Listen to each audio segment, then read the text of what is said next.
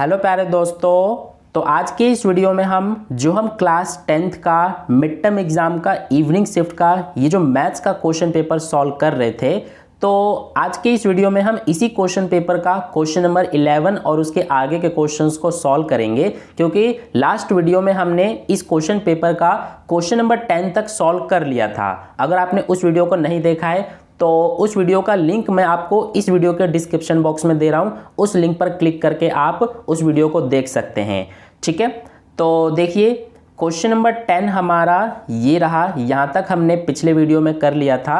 अब आज की इस वीडियो में क्वेश्चन नंबर 11 और उसके आगे के क्वेश्चंस को सॉल्व करेंगे। तो देखिए ये रहा क्वेश्चन नंबर 11। क्या बोला गया है? 5 संख्याओं का माध्य 15 है। यदि हम एक और संख्या सम्मिलित करते हैं तो 6 संख्याओं का माध्य 17 हो जाता है। सम्मिलित संख्या इसमें हमसे पूछी गई है। ये रहा इंग्लिश मीडियम में, ये क्वेश्चन को आप रीड कर सकते हैं ये पूरा। अब देखिए इसका सॉल्यूशन कैसे करेंगे हमसे इसमें जो हम सम्मिलित संख्या यानी कि जो संख्या हम शामिल कर रहे हैं वो हमें बताना है। तो इसके लिए सबसे पहले हम क्या करेंगे, आपको मीन यानी कि माध्य का फॉर्मूला पता होना चाहिए। तो मीन यानी कि माध्य का फॉर्मूला क्या होता है? ये होता है हमारा sigma F I x I upon में सिग्मा एफ आई। ठीक है, तो यहाँ से अब हम क्या करेंगे, सबसे पहले ये जो मीन है, मीन हमें शुरू में कितना दिया गया है? 5 संख्याओं का 15, तो इसीलिए 15 लिखेंगे। और ये जो सिग्मा एफ आई है इसकी जगह पर हम क्या लिखेंगे? हमें 5 संख्याओं का माध्य 15 दिया गया है, तो इसीलिए सिग्मा एफ आई की वैल्यू हमारा 5 हो जाएगा। ये 5 डिवाइड में इधर जाके मल्टीप्लाई में हो जाएगा, तो यहाँ पर 5 मल्टीप्लाई में आ गया। इधर हमारा सिर्फ ये बच गया सिग्मा एफ आई एक्स आई, तो इसको लिख लेते हैं सिग्मा एफ आई एक्स आई। अब इन दोनों का मल्टीप्लाई होगा तो ये हो जाएगा 75 इक्वल में सिग्मा एफ आई एक्स आई। तो ये हमारा सिग्मा एफ आई एक्स आई की वैल्यू 75 आ गया। अब इसके बाद हमसे कहा गया है कि अगर हम एक और संख्या को सम्मिलित करते हैं तो अब 6 संख्याओं का जो माध्य है वो 17 हो जाता है। तो इसीलिए अब हमारा जो नया माध्य है वो अब हम लिखेंगे। तो यहाँ पर लिखेंगे हम न्यू मीन यानी कि नया माध्य। तो इसमें हमारा क्या हो जाएगा, इस बार हमारा जो सिग्मा एफ आई एक्स आई है वो हमारा क्या होगा? तो देखिए शुरू में सिग्मा एफ आई एक्स आई 75 था, यानी कि 5 संख्याओं का जो हमारा ये सिग्मा एफ आई एक्स आई की वैल्यू क्या होता है? एफ आई और एक्स आई का पूरा जो योग होता है वही हमारा सिग्मा एफ आई एक्स आई होता है। ठीक है, यानी कि ये जो सिग्मा है इसका मतलब आपको पता होगा, इसका मतलब समेशन होता है।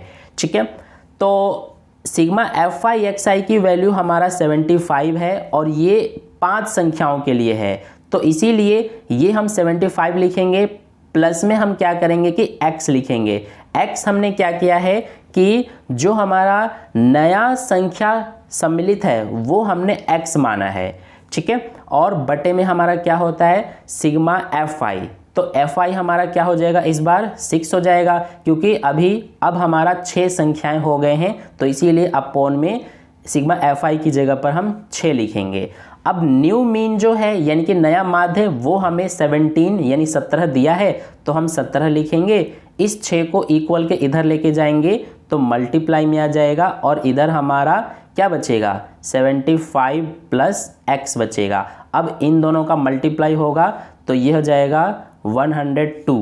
ये 75 इक्वल के इधर आएगा तो माइनस का 75 हो जाएगा और इक्वल में सिर्फ x बचेगा।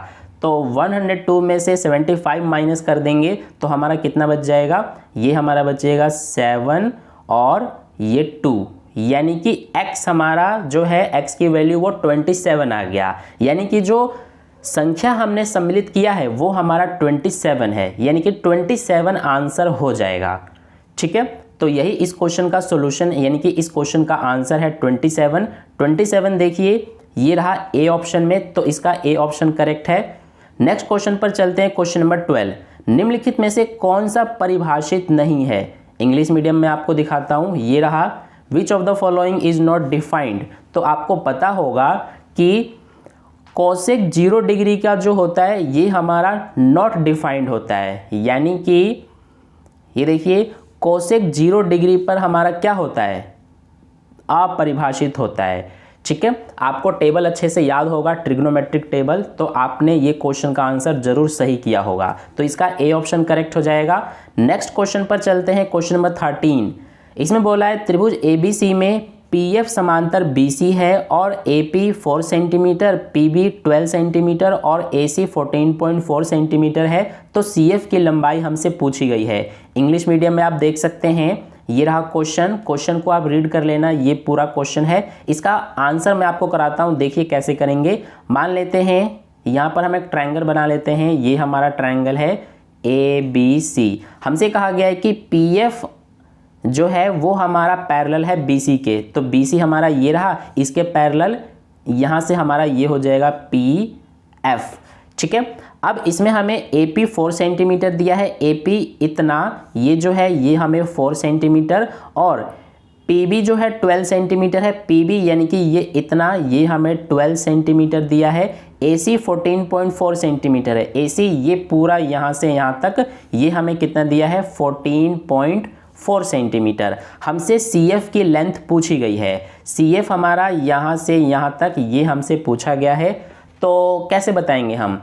इसके लिए सबसे पहले हम क्या करेंगे कि इसमें हमारा क्या है, ये जो ट्रायंगल आप देख रहे हैं, इस ट्रायंगल में ये जो बीसी साइड है इसके पैरेलल ये पीएफ है, और ये पीएफ इन दोनों साइड्स को काटते हुए ये खींचा जा रहा है, तो इसीलिए इसमें हमारा जो बीपीटी थ्योरम है वो इसमें अप्लाई होगा, यानी कि बेसिक प्रोपोर्शनैलिटी जो थ्योरम होता है उसके अकॉर्डिंग इसमें हमारा क्या होगा कि ये जो हमारा ये पीएफ है ये इस वाले साइड और इस वाले साइड को इक्वल रेशो में काटेगा, यानी कि जो हमारा ये इतना AP आप देख रहे हैं, ये AP अपॉन ये जो PB है या फिर BP, ये किसके इक्वल होगा, ये AF अपॉन CF के इक्वल होगा, तो AF अपॉन CF लिखेंगे। यहाँ पर आप ब्रैकेट में बाय BPT भी लिख सकते हैं, ठीक है, लेकिन लिखने की ज़रूरत नहीं है क्योंकि ये हम सारा रफ में करने वाले हैं,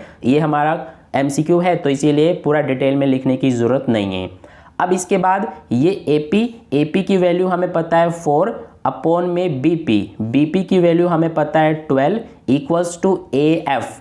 तो यहाँ पर AF हमें नहीं पता, इसको हम क्या करेंगे, ये जो AF है इसको हम X मानेंगे, तो ये हमारा CF कितना हो जाएगा। देखिए पूरा AC हमें दिया गया है 14.4, ठीक है, तो अगर हम पूरे AC में से ये जो AF है यानी कि जो X है इसको माइनस कर देंगे तो ये CF आ जाएगा, तो इसीलिए 14.4 में से माइनस कर देंगे X को, तो ये हमारा CF की लेंथ आ गई। तो इसीलिए सबसे पहले ये AF जो है इसकी जगह पर क्या लिखेंगे, X, ठीक है, तो यहाँ पर हमने X लिख दिया, अपॉन में ये जो CF है, CF हमारा कितना है 14.4 माइनस X है, ठीक है। अब इसके बाद ये 4 1 जा 4, 4 3 जा 12, इसके बाद ये जो है इनका हम क्रॉस मल्टीप्लाई कर देंगे, ठीक है, तो क्रॉस मल्टीप्लाई करने के बाद ये 14.4 माइनस एक्स का इस 1 से मल्टीप्लाई हो जाएगा, तो 14.4 माइनस एक्स आएगा, इक्वल में 3 और ये x इनका मल्टीप्लाई होगा तो 3x हो जाएगा। ये 14.4 ये माइनस एक्स इधर जाके प्लस का x हो जाएगा, तो ये हमारा 3x और x यानी कि 4x हो जाएगा। अब यहाँ से ये जो 4 है ये इधर जाके डिवाइड हो जाएगा, तो 14.4 और अपॉन में हमारा 4 आ जाएगा, इधर x बचा, 4 से 14.4 को डिवाइड कर देंगे तो कितना आएगा हमारा, ये आ जाएगा 3.6। जब हम 4 से 14.4 को डिवाइड करेंगे तो हमारा कितना आ जाएगा 3.6, ये आ गया x की वैल्यू, ठीक है। यानी कि x हमने AF की लेंथ माना था, तो AF हमारा कितना आ गया 3.6, लेकिन हमसे पूछा गया है CF की लेंथ, तो CF की लेंथ को हमने 14.4 माइनस x माना था, तो इसीलिए 14.4 में से x को यानी कि 3.6 को माइनस कर देंगे, तो 14.4 में से 3.6 माइनस करने पर हमारा कितना आएगा 10.8 आएगा। तो इसीलिए 10.8 यही हमारा आंसर हो जाएगा। तो 10.8 देखिए कौन से ऑप्शन में दिया गया है, ये रहा ए ऑप्शन में दिया है, तो इसीलिए 13 का हमारा ए ऑप्शन करेक्ट हो जाएगा। इसके बाद चलते हैं नेक्स्ट क्वेश्चन नंबर 14 पर। इसमें बोला है यदि अल्फा और बीटा बहुपद ये दिया गया है कि शून्यक हैं तो शून्यकों का गुणनफल है। तो इसमें हमसे शून्यकों का गुणनफल पूछा गया है। तो हमें जैसा कि पता है कि अल्फा इंटू बीटा यानी कि शून्यकों का गुणनफल, इसका फॉर्मूला क्या होता है, C/A होता है। तो इसीलिए हमारा शून्यकों का गुणनफल यानी कि alpha into beta equals to C क्या होता है, C हमारा ये जो बहुपद है इसमें अचर पद होता है जो कि -8 है, तो इसीलिए C की जगह पर -8 लिखेंगे। अपॉन में A है, A क्या होता है, A हमारा x² का कोफिशिएंट होता है यानी कि x² का गुणांक जो कि 3 है, तो इसीलिए अपॉन में A की जगह पे 3 आ जाएगा। तो -8/3 ये हो जाएगा हमारा शून्यकों का गुणनफल।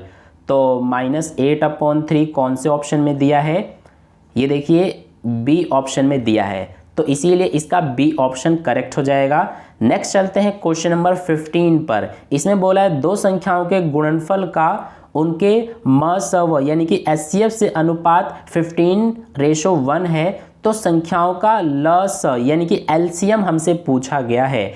इंग्लिश मीडियम में इसी क्वेश्चन को आप ये रहा, इसको रीड कर लेना, वीडियो को पॉज करके पूरा, मैं आपको इसका सॉल्यूशन करा रहा हूँ।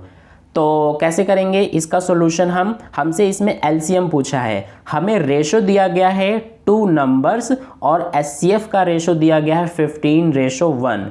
तो आपको पता होना चाहिए कि सबसे पहले हम यहाँ पर लिखेंगे प्रोडक्ट ऑफ 2 नंबर्स, ठीक है, क्योंकि हमें सबसे पहले प्रोडक्ट ऑफ 2 नंबर्स दिया गया है और इसके बाद इसके अपॉन में, रेशो का मतलब अपॉन भी होता है, तो अपॉन में क्या हो जाएगा HCF, तो यहाँ पर HCF लिखेंगे। इक्वल में हमें रेशो दिया गया 15:1, तो इसको अपॉन में भी लिख सकते हैं 15/1। अब हमें एक फॉर्मूला पता है, जो फॉर्मूला है वो हमारा होता है प्रोडक्ट ऑफ 2 नंबर्स इक्वल में क्या होता है हमारा HCF इंटू LCM। ये फॉर्मूला आपको पता होगा, प्रोडक्ट ऑफ 2 नंबर्स यानी कि दोनों संख्याओं का गुणनफल बराबर HCF गुणा LCM होता है।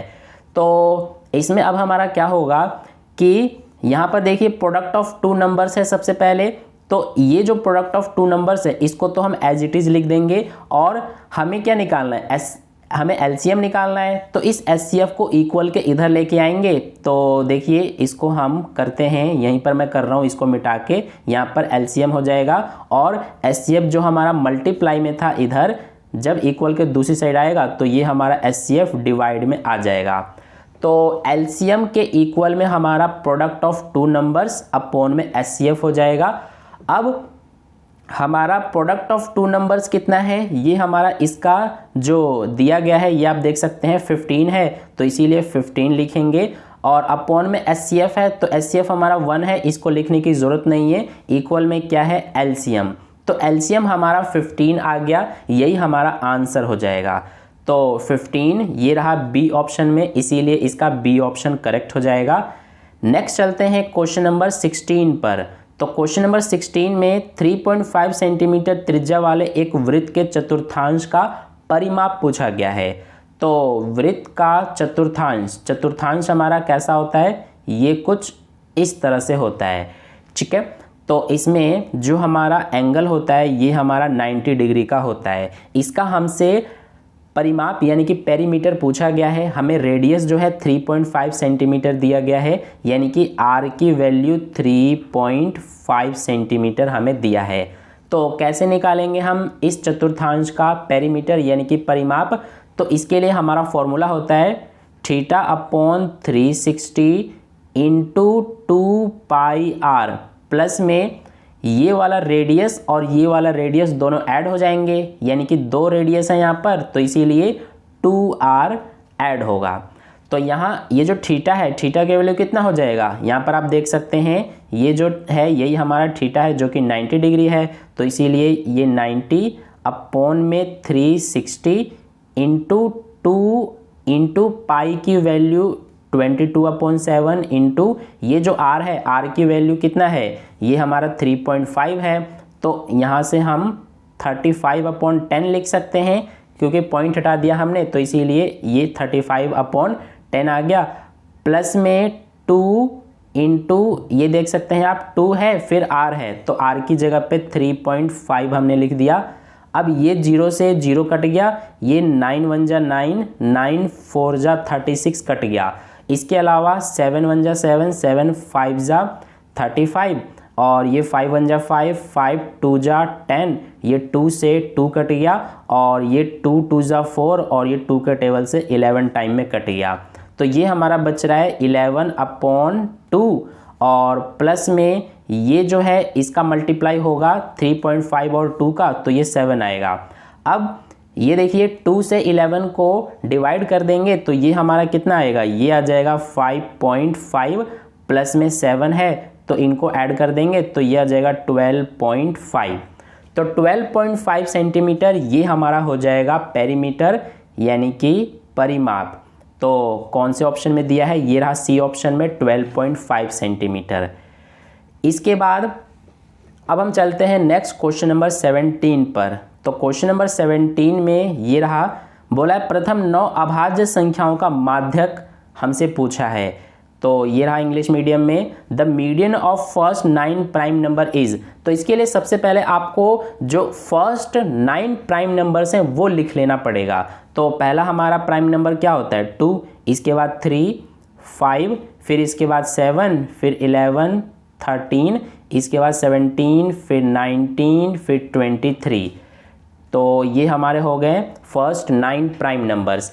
अब हमसे मीडियन पूछा है, तो वैसे तो इसका एक फॉर्मूला होता है लेकिन इसको आप बिना फॉर्मूले से भी कर सकते हैं। कैसे करेंगे, ये हमारे टोटल 9 है तो इसीलिए 4 इधर से हम छोड़ देंगे और 4 इधर से छोड़ देंगे तो बीच में हमारा 11 बचा, तो 11 हो जाएगा हमारा मीडियन। ठीक है, इसके लिए सबसे पहले आपको इसे असेंडिंग ऑर्डर में लिखना पड़ेगा। तो ये असेंडिंग ऑर्डर में ऑलरेडी लिखा हुआ है तो इसीलिए 11 हमारा हो जाएगा मीडियन। 11 ये रहा सी ऑप्शन में, तो इसका सी ऑप्शन करेक्ट है। नेक्स्ट चलते हैं क्वेश्चन नंबर 18 पर। क्वेश्चन नंबर 18 में क्या बोला है, k का वह मान जिसके लिए रैखिक समीकरण युग्म ये दिया गया है और ये दिया गया है का कोई हल नहीं है। तो देखिए रैखिक समीकरण का कोई हल नहीं होता है, इसका हमारा क्या कंडीशन होता है, जब जो लाइंस हैं वो पैरेलल होती हैं तो कोई हल नहीं होता है। यानी कि रेखाएं जब समांतर होती हैं तो उस कंडीशन में जो रैखिक समीकरण होते हैं, रैखिक समीकरण युग्म, उसका कोई हल नहीं होता है, यानी कि नो सॉल्यूशन होता है। तो पैरेलल लाइंस का हमारा क्या कंडीशन होता है, इसका हमारा होता है A1/A2 equals to B1/B2 is not equals to C1/C2, ये होता है। अब इसमें सबसे पहले ये A1 क्या होगा, इसमें देखिए यहाँ पर फर्स्ट हमें ये दिया गया है इक्वेशन और इसके बाद सेकंड इक्वेशन ये दिया गया है। तो फर्स्ट इक्वेशन में जो x का कोफिशिएंट होता है, x का गुणांक, वही A1 होता है तो 2 है हमारा, 2 लिखेंगे अपॉन A2 हमारा होता है सेकंड इक्वेशन में x का गुणांक जो कि 6 है, इक्वल में B1 होता है हमारा इस y का गुणांक जो कि 5 है और B2 होता है हमारा, इसमें देखिए दूसरे समीकरण में y का गुणांक -k है तो -k लिखेंगे और इसके बाद is not equals to C1 हमारा ये हो जाएगा 12 और C2 जो है ये हो जाएगा, ये रहा 15। अब हमें इस k की वैल्यू फाइंड करनी है तो इन दोनों को हम ले लेंगे। ठीक है, इनको हम क्रॉस मल्टीप्लाई कर देंगे। सबसे पहले ये 2 1 जा 2, 2 3 जा 6 कट जाएगा। अब इनका क्रॉस मल्टीप्लाई करेंगे, -k का इस 1 में मल्टीप्लाई होगा तो -k आएगा और 3 का 5 से मल्टीप्लाई होगा तो 15 आएगा। अब इनको हम एक्सचेंज कर देंगे, -k इधर जाएगा तो ये हमारा प्लस का k हो जाएगा, 15 इधर जाएगा तो माइनस का 15 हो जाएगा। तो k की वैल्यू हमारा -15 आ गया। तो -15 ये देखिए ए ऑप्शन में दिया गया है। ठीक है, इसके बाद नेक्स्ट क्वेश्चन पर चलते हैं, क्वेश्चन नंबर 19। तो क्वेश्चन नंबर 19 और 20 आपका असर्शन एंड रीजनिंग वाला क्वेश्चन था। इसमें देखिए क्वेश्चन नंबर 19 में असर्शन जो है अभिकथन, इसमें बोला है एक रेखाखंड का मध्य बिंदु उसे 1:1 के अनुपात में विभाजित करता है। तो ये तो बिल्कुल सही बात है कि जो एक रेखाखंड होता है उसका जो मिड पॉइंट यानी कि मध्य बिंदु होता है वो उस रेखाखंड को 1:1 1:1 में डिवाइड कर देता है। तो इसीलिए हमारा अभिकथन बिल्कुल सही है। इसके बाद कारण में बोला गया है यदि बिंदु A 4, और B -6, के बीच की दूरी 10 इकाई है तो m का मान 3 है, ये हमसे बोला गया है। तो सबसे पहले इसमें हमें चेक करना पड़ेगा कि क्या m का मान 3 ही है या फिर कुछ और है। तो देखिए इसको हम कैसे करेंगे, हमें 2 पॉइंट्स दिए गए हैं A और B। मान लेते हैं ये हमारा A पॉइंट है और यहाँ पर ये मान लेते हैं B पॉइंट है। इन दोनों के बीच का जो डिस्टेंस है, दूरी जो है वो हमें कितना दिया गया है 10 यूनिट, यानी कि 10 इकाई हमें दिया गया है। और A पॉइंट का निर्देशांक 4, m है और B पॉइंट का निर्देशांक -6, हमें दिया है। तो अब हम इस m का मान कैसे निकालेंगे, इसमें हम जो हमारा दूरी सूत्र यानी डिस्टेंस फॉर्मूला होता है वो अप्लाई करेंगे। तो हमें AB जो है, AB कितना दिया गया है 10 यूनिट दिया गया है, तो ये हमने लिख दिया। अब हम डिस्टेंस फॉर्मूला लगाएंगे तो क्या होता है हमारा √x2 - x1 का स्क्वायर प्लस y2 - y1 का स्क्वायर होता है। तो ये अंडर हमने लगाया, फिर x2 हमारा इसमें ये -6 हो जाएगा, तो -6 माइनस x1 ये 4 हो जाएगा, तो ये 4 और ये स्क्वायर, फिर प्लस में y2 - y1 का स्क्वायर, y2 ये 5 है माइनस y1 ये हमारा m है, तो ये m लिखेंगे और ये स्क्वायर इक्वल में क्या आएगा हमारा 10 आएगा। अब इसके बाद हम दोनों तरफ इधर भी और इधर भी हम स्क्वायर कर देंगे, दोनों तरफ स्क्वायर करेंगे तो ये हम यहाँ पर इस तरह से स्क्वायर कर देंगे, ऐसे ही इधर भी स्क्वायर करेंगे तो ये स्क्वायर से ये स्क्वायर रूट कट जाएगा और इक्वल के इधर इस 10 का स्क्वायर करेंगे तो ये हो जाएगा 100। इसके बाद ये -6 और -4 ये हो जाएगा -10 और ये स्क्वायर है तो -10 का स्क्वायर करेंगे तो हम डायरेक्ट यहाँ पर 100 लिख देते हैं क्योंकि -10 का स्क्वायर करने पर 100 आएगा। इसके बाद ये देखिए ये हमारा a - b के होल स्क्वायर के फॉर्म में है, तो इसको हम खोल देंगे, a - b का होल स्क्वायर खोलेंगे तो हमारा क्या आएगा, सबसे पहले a स्क्वायर यानी कि 5 का स्क्वायर, इसके बाद a स्क्वायर -2ab, तो ये -2a का मान है 5 और इसके बाद जो b है, b का मान है हमारा m, तो ये m लिखेंगे और इसके बाद प्लस में b स्क्वायर, तो ये प्लस b हमारा है m, तो ये m और ये स्क्वायर। इसके बाद इक्वल में हमारा क्या है 100, तो ये 100 हम यहाँ पर लिख देंगे। ठीक है, यहाँ से ये 100 हटा देते हैं, तो इतना आपको समझ में आ गया होगा। अब ये हमारा इक्वल के इधर ये 100 और ये 100 हमारा कट जाएगा, ये 5 का स्क्वायर करेंगे तो 5 का स्क्वायर हो जाएगा 25, इसको सॉल्व करेंगे -2 5 और m इनका मल्टीप्लाई करेंगे तो -10m हो जाएगा, प्लस ये m का स्क्वायर करेंगे तो ये हो जाएगा m स्क्वायर, इक्वल में इधर कुछ नहीं बचा तो हम 0 लिख देंगे। तो हमारा ये इक्वेशन बन रहा है। अब इसके हम क्या करेंगे कि सबसे पहले गुणनखंड निकालेंगे और फिर उसके बाद हम इसमें m की वैल्यू निकालेंगे।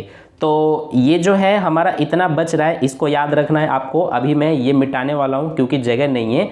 तो m स्क्वायर -10m प्लस का 25 ये हमारा है। तो देखिए अब यहाँ पर हम लिख देते हैं, सबसे पहले हम m स्क्वायर लिखेंगे माइनस का 10m और प्लस में 25 था, इक्वल में 0। अब ये जो है ये हमारा ये एक द्विघात समीकरण है, तो इसका कैसे हम निकालते हैं, सबसे पहले इसमें हम गुणनखंड निकालेंगे। तो जो हमारा ये बीच वाला पद होता है इसको 2 भागों में तोड़ते हैं। सबसे पहले जो m स्क्वायर है इसको एज इट इज लिखेंगे, इसकी जगह पर हम क्या लिखेंगे, इसकी जगह पर -5m -5m लिखेंगे और प्लस में 25 एज इट इज रहता है, इक्वल में 0। अब इन दोनों में से कॉमन लेंगे तो दोनों में से m कॉमन आएगा तो m माइनस 5 बचेगा और इन दोनों में से कॉमन लेंगे तो दोनों में से -5 कॉमन आएगा तो m -5 बचेगा इक्वल में 0। अब ये दोनों ब्रैकेट में सेम सेम है तो इसको हम क्या करते हैं कि एक बार इस तरह से लिख देते हैं और जो ये बाहर है इसको भी हम ब्रैकेट में और ये वाला जो है इसको भी ब्रैकेट में लिख देंगे इक्वल में 0। अब सबसे पहले m-5 के इक्वल में 0 लिखेंगे तो m की वैल्यू हमारा 5 आ जाएगा। फिर इसके बाद ये जो है इसमें भी m-5 के इक्वल में 0 लिखेंगे तो m की वैल्यू 5 आएगा। तो देख सकते हैं आप दोनों में m की वैल्यू 5 आ रहा है, तो इसमें हमारा m की वैल्यू कितना आ रहा है 5, लेकिन हमें बोला गया है कि m का मान 3 है तो ये गलत है, यानी कि कारण गलत है, अभिकथन सही है, तो इसीलिए इसमें हमारा जो सी ऑप्शन है वो राइट हो जाएगा। ठीक है, देखिए अभिकथन ए सही है लेकिन कारण आर असत्य है, तो इसीलिए हमारा 19th क्वेश्चन का सी ऑप्शन बिल्कुल करेक्ट है। इसके बाद नेक्स्ट चलते हैं क्वेश्चन नंबर 20 पर। तो क्वेश्चन नंबर 20 ये आप देख सकते हैं, इसमें अभिकथन में बोला गया है यदि sine theta minus cos theta equal to 0 तो थीटा का मान 45 डिग्री है, ये हमसे बोला गया है। तो इसको सबसे पहले हम चेक करेंगे कि यहाँ पर सबसे पहले क्या है, साइन थीटा है तो साइन और यहाँ पर हमारा थीटा है तो थीटा की जगह पर हम 45 डिग्री लिख देते हैं। माइनस में कोस थीटा है तो ये कोस और थीटा की जगह पर हम 45 डिग्री लिख देते हैं और इक्वल में क्या है 0। तो साइन 45 डिग्री की वैल्यू कितना होता है, ये होता है 1/√2। माइनस में कोस 45 डिग्री की वैल्यू कितना होता है 1/√2, इक्वल में क्या है 0। ये प्लस का 1/√2, ये माइनस का 1/√2 कट गया तो 0 बचा, इक्वल में 0 है। तो ये तो बिल्कुल सही है, हमारा 0 इक्वल्स टू 0 आ गया। इसीलिए जो अभिकथन है वो हमारा बिल्कुल सही है। ठीक है, अब कारण देख लेते हैं। 45 डिग्री पर साइन थीटा का मान कोस थीटा के मान के बराबर होता है, ये भी हमारा बिल्कुल सही है। कारण भी सही है और अभिकथन भी सही है, और जो ये कारण है ना ये इस अभिकथन को सही एक्सप्लेन भी कर रहा है। तो इसीलिए इसमें हमारा जो क्वेश्चन नंबर 20 है उसका ये ए ऑप्शन करेक्ट हो जाएगा। देखिए पढ़िए, दोनों अभिकथन ए और कारण आर सत्य है और कारण आर अभिकथन ए की सही व्याख्या है, तो इसीलिए हमारा 20 नंबर जो क्वेश्चन है इसका ए ऑप्शन करेक्ट है। तो हमने क्वेश्चन नंबर 20 तक कर लिया। अब इसके बाद क्वेश्चन नंबर 21 से हम नेक्स्ट वीडियो में करेंगे। आई होप आपको इतना समझ में आ गया। तो वीडियो को लाइक कर देना, अपने दोस्तों के साथ शेयर कर देना, और चैनल को सब्सक्राइब नहीं किए हो तो सब्सक्राइब करके बेल आइकन को प्रेस कर लेना। और मिलते हैं फिर नेक्स्ट वीडियो में, तब तक के लिए बाय बाय।